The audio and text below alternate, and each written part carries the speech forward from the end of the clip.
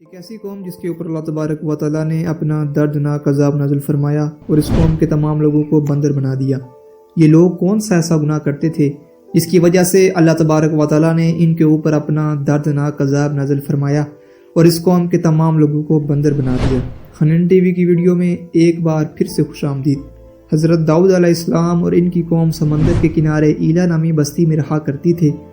ان لوگوں کو اللہ نے ہزاروں نعمتوں سے نوازا تھا، اور جب راحت اور سکون آیا تو یہ لوگ اللہ کی عبادت سے محروم ہو گئے اور اللہ کی مخلوقات پر ظلم کرنے لگے۔ تو یوں اللہ نے ان کو خبردار کیا کہ ہفتے میں ایک دن یعنی ہفتے والے دن شکار نہ کیا کرو۔ اتوار سے لے کر جمعہ تک جتنا بھی شکار کرنا ہے کر لو، لیکن ایک دن اللہ کی عبادت کے لیے رکھ دو۔ یوں اللہ نے ان کا امتحان لینا شروع کر دیا۔ وہ اتوار سے لے کر جمعہ تک سمندر میں مچھلیاں پکڑا کرتے، لیکن مچھلیاں زیادہ مقدار میں ہاتھ نہ آتی، اور ہفتے کو سمندر میں دیکھتے تو ان کو بڑی بڑی مچھلیاں نظر آنے لگتی۔ ان لوگوں میں سے ایک شخص کو شیطان نے ورگلایا کہ پریشان کیوں ہوتے ہو، میری ترکیب پر عمل کرو، تم کبھی شکار سے محروم نہیں رہو گے۔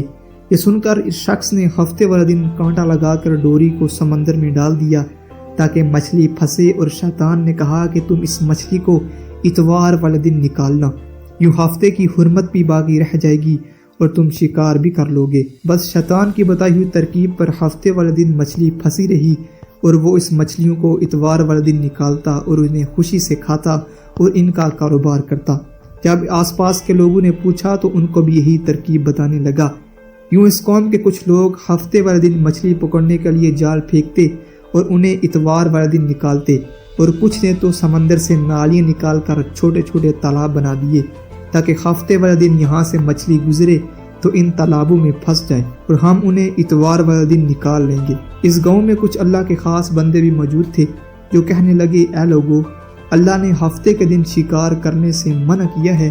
یہ جو تم جال پھینکتے ہو یا چھوٹے چھوٹے تالاب بناتے ہو، ان میں ہفتے کے دن اگر مچھلی پھنستی ہے تو یہ شکار ہفتے کا دن کا ہی ہوگا۔ اللہ کے عذاب سے ڈرو، اللہ کی نافرمانی نہ کرو۔ وہ لوگ ان لوگوں کا مذاق اڑانے لگے اور کہنے لگے، ہماری جو مرضی ہوگی ہم وہ کریں گے۔ اب اس بستی میں 3 گروہ بن گئے۔ ایک ان 70,000 میں وہ لوگ تھے جو ان نافرمان لوگوں کی بار بار اصلاح کرتے، اور دوسرے وہ جو ان سے نفرت کرتے اور خاموشی اختیار کیے ہوئے تھے، اور تیسرے وہ جو گمراہ ہو کر اللہ کی نافرمانی کر رہے تھے۔ یوں نیک بندوں نے بستی کے بیچوں بیچ ایک دیوار کو کھڑا کر دیا اور یہ حکم نافذ کیا کہ اللہ کی نافرمانی کرنے والے اس طرف ہو جائیں اور ہم اس طرف رہیں گے۔ وہ نیک لوگ بار بار ان سے کہتے رہے، اے لوگو، اللہ سے ڈرو۔ قوم لوط، قوم سمود کا جو حشر ہوا، اسے یاد کرو، اللہ کی نافرمانی نہ کرو ورنہ تم پر بھی کوئی عذاب آئے گا۔ وہ سارے نافرمان لوگ جن کی تعداد 70,000 تھی، وہ سب ہنستے رہے اور کہتے رہے، یہ سب کتابی باتیں ہیں، ہم پر کوئی عذاب نہیں آئے گا۔ جب وہ گروہ 2 حصوں میں تقسیم ہو گیا، ایک وہ جو کہ اللہ کے نیک بندے دیوار کے اس طرف، اور دوسرے وہ جو اللہ کے نافرمان لوگ دیوار کے اس طرف تھے، وہ نافرمان لوگ پوری رات ہنستے رہے، مذاق اڑاتے رہے۔ اللہ کے نیک بندے دیوار کے اس طرف اللہ سے معافی مانگنے لگے۔ جیسے ہی صبح ہوئی، وہ نیک لوگ اٹھے، انہوں نے محسوس کیا کہ دیوار کے اس طرف سے کسی انسان کے بولنے کی آواز نہیں آ رہی۔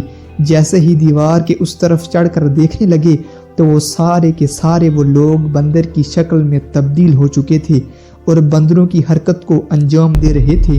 وہ جو نیک لوگ دیوار سے ان بندروں کو دیکھنے لگے، ان نیک لوگوں میں سے جو ان کے رشتہ دار تھے، انہوں نے ان بندروں کے کپڑوں سے اپنے اپنے رشتہ داروں کو پہچانا اور چیخ کر رونے لگے اور اللہ سے معافی مانگنے لگے۔ اور جب اللہ کا عذاب آتا ہے تو وہ ہو کر رہتا ہے۔ وہ 12,000 لوگ جو بندر بن چکے تھے، وہ کچھ بھی کھا پی نہیں سکتے تھے۔ یوں 3 دن بعد وہ اس عذاب میں مبتلا ہو کر فی النار ہو گئے۔ بے شک اللہ ان بندوں کو پسند نہیں کرتا جو اللہ کی نافرمانی کرتے ہیں۔ یا اللہ، ہم سب کو اپنا فرما بردار بندہ بنا۔